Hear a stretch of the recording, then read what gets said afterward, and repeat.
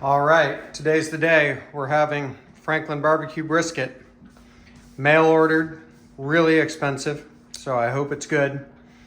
Got some sausages here too. I'm gonna try those, but really the main point of doing this was to try the Franklin BBQ Brisket out of Austin, Texas. So we'll get the sausages going. That'll be a part of this, but mostly we're worried about this bad boy. It's about a 5-pound brisket. You can see that beef tallow in there, rendered and just surrounding the brisket, which is nice. It gives you some cooking instructions, anything from an oven. You could do a smoker as well, but you're really just heating this. This is fully cooked, so you don't want to overcook it. And there's also a immersion cooker method, so a sous vide, which is the way I'm going to do it today. So we're going to go get that set up and ready to go. So I'll bring you back in just a minute. All right, so let's get this sous vide going. I'm going to just plug it in here. Now, I'm not going to follow the exact instructions provided for the sous vide. It tells you to go up to like 185 to start your sous vide. And then when you put the brisket in, dial the temperature back to 165 just to help with that shock of the big cold brisket going into the water. I'm going to do it a lot longer, and we're going to do it at 145. So I turn this to 145. I bet this will be in here about 4 hours, maybe even a little bit longer. So we're going to go a little different route. Hopefully it still turns out okay.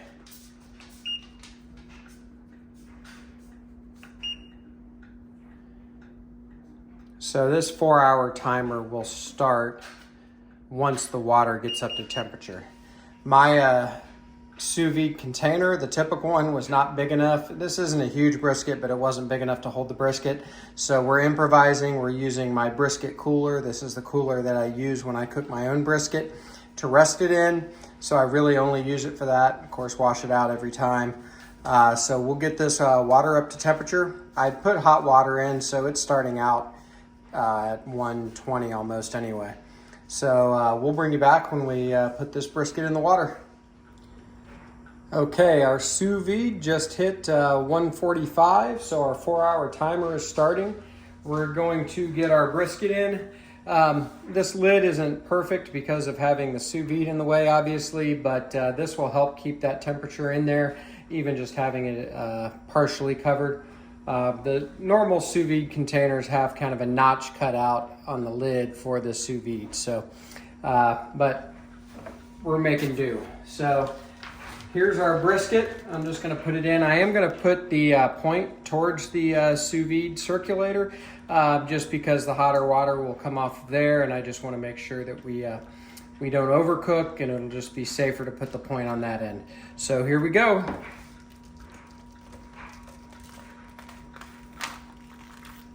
And it is vacuum sealed, so it will sink.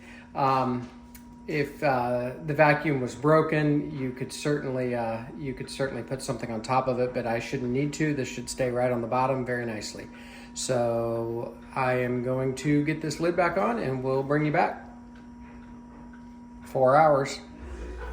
Okay, so our Franklin brisket has been in the sous vide in the cooler for 4 hours. I put the sausages in, and they've been in about an hour, which should be plenty. Again, just to reiterate, all of this, is fully cooked.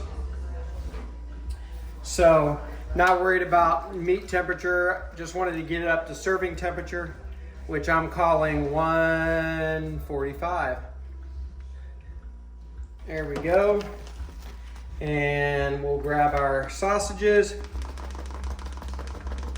and we will meet you at the cutting board. All right, here we are, the Franklin brisket, the moment of truth. Let's do the jiggle test. Ooh. Well, I think it feels great. So I'll be back in just a minute and we'll cut it. All right, so I think I've decided I'm gonna cut these sausages up and let people start mowing on them, and then we'll do the brisket. So I'm just going to do this quick. I am going to take a bite of one. Oops. Oh, man. And my brother jumped in and grabbed one. That's good. Yeah. Good?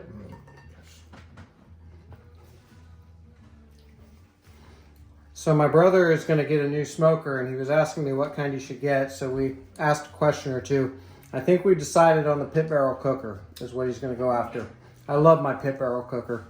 It's at BuQeye BBQ Lake right now, but yeah, it is a fun cooker. This sausage is great, by the way.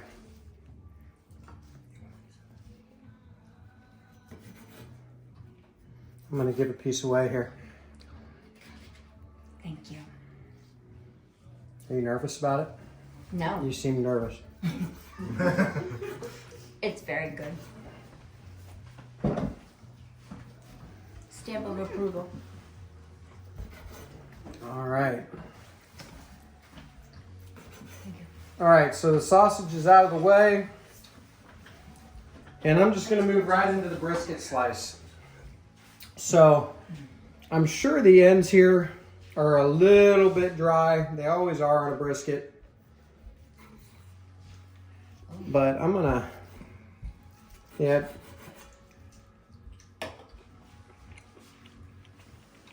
Flavor's great. All right, so I'm going to cut this right down between the flat and the point. And then the way I've got the camera in my slicing hand, I'm going to spin that around. And we're just going to do number 2 pencil-sized slices here. Let's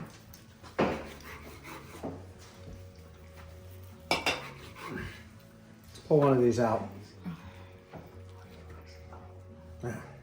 Struggling here. Wow. That's pretty gorgeous right there. Smoke ring, amazing. I'm gonna not try this on camera again just because people are here and they want to eat. My brother's kind of impatient when there's food around. And now, so for the point, we're gonna spin it. And normally I would only cut what we're gonna eat, but I'm not gonna save this. So this right here,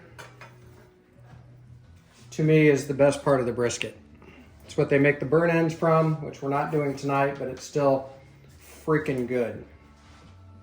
Look at that piece right there. Look how juicy it is. And look at my glove, glistening. Oh, crap, that's good. Man, give a piece or two out there.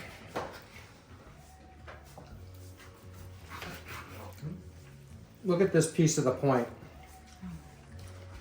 That is gorgeous. Oh, that's good. Oh my gosh, that's good. All right, we're gonna get this sliced, and BuQeye BBQ is gonna be on this like a hobo on a ham sandwich. So thanks for joining. Do me a favor, like this video, subscribe to the channel. I'm getting dangerously close to 1,000 subscribers. And when I get to 1,000, I am going to give away a ThermaPen to anybody that comments on that video. So we'll talk more about that little contest when we get closer. But I'm getting there. Thanks for your support. And we will see you next time at BuQeye BBQ.